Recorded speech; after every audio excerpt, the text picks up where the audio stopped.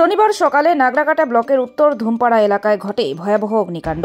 শোবার ঘরে হঠাৎ শর্ট সার্কিটের জেরে আগুন লাগতেই মুহূর্তের মধ্যে দাউ দাউ করে জ্বলে ওঠে পুরো শোয়ার ঘর। ঘটনায় পুড়ে ছাই হয়ে যায় ঘরের আসবাবপত্র, গুরুত্বপূর্ণ নথিপত্র, 1 বছরের নতুন স্কুটি, নগদ অর্থ ও গয়না। ফলে বিশাল বড় ক্ষতির মুখে পড়েছে পরিবারটি। অগ্নিকাণ্ডের সময় ঘরের ভেতর একটি শিশু ঘুমিয়েছিল। আগুনের তাপ ও আলো টের পেয়ে সে দ্রুত ঘর থেকে বেরিয়ে আসায় বড় দুর্ঘটনা এড়ানো যায়।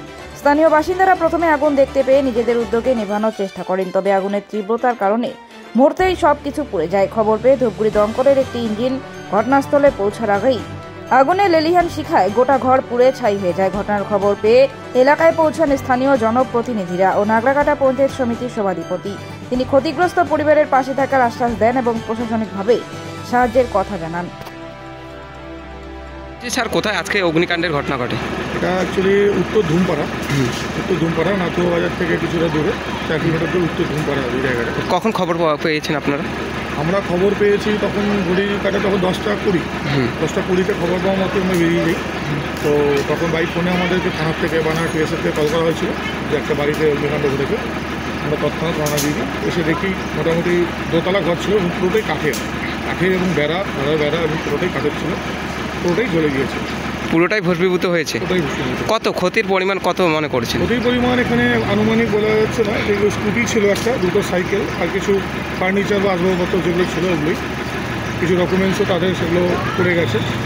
তো তাদেরকে বলা হলো অ্যাজ পার গাইডলাইন্স পুলিশের সাথে কথা বলে সেগুলোকে দূরত্ব বেশি হয় কি এই অগ্নিকাণ্ডের ঘটনায় আপনারা নিয়ন্ত্রণ আনতে পারছেন না? হ্যাঁ, আমরা যখন কলটা করি উত্তর ধুমপাড়া যখন আমাদেরকে লোকেশন দেয় নিয়ে যাবো ধূপগুড়ি থেকে 28 থেকে 29 কিলোমিটার ডিস্টেন্স। তারপরেও আমরা গাড়ি নিয়ে বেরিয়ে গেছি যতটা আমরা সেভ করতে পারি প্রপার্টি। তো এসে আমরা যতটা করলাম কিছুটা আমরা 1 জেট ইউজ করে আমাদের মোটামুটি আমরা কিছুটা আটকানোর চেষ্টা করলাম।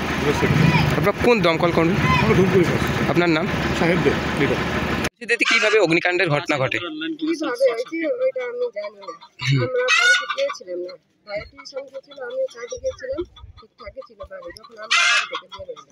কোন ঘরে অগ্নিকাণ্ডের ঘটনা ঘটে?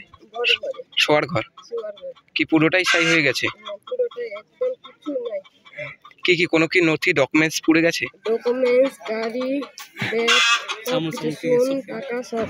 কত অনুমানিক কত ক্ষতির পরিমাণ? কত লক্ষাধিক টাকা ক্ষতি হয়? এখন কি ভাবছেন, কি বিকল্প রয়েছে? এটা শোয়ার ঘর কি অন্য কোনো বিকল্প রয়েছে থাকার জন্য? দমকলকে কতক্ষণ আগে খবর দেওয়া হয়? দূরের রাস্তা আছে, দেওয়ার পরে আধা ঘন্টা রাস্তা ছিল, দেওয়ার পরে আধা ঘন্টা পরে দমকল এসে কি পুরোটাই ছাই হয়ে যায়? এখন যে এসআইআর আবহ চলছে, এই নথি একের পর এক যে পুরো ছাই হয়েছে, কি এখন কি করবেন? এখন কি করবে কতটা আতঙ্কিত?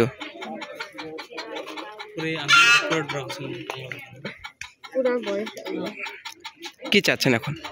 কি চাচ্ছি ওটাই চাচ্ছি যে এটা সরকার দিতে। কে বসবাস করতেন? কে থাকতেন এই ঘরে? এই ঘরে আমরা সবাই থাকি। হ্যাঁ, এখন কোথায় থাকবেন? এখন কোথায় থাকবো, থাকার ঘরেতে নেই। কোথায় অগ্নিকাণ্ডের ঘটনাটা ঘটে? কোন এলাকা এটা কোন এলাকা? উত্তর। আপনার নাম? এখানে যেটা জানা যাচ্ছে স্থানীয় সূত্রে, যেখানে অগ্নিকাণ্ডের ঘটনা ঘটে যে ঘরে, সেখানে একটা শিশু ঘুমিয়েছিল। ছিল কি সেখানে শিশু ঘুমিয়ে?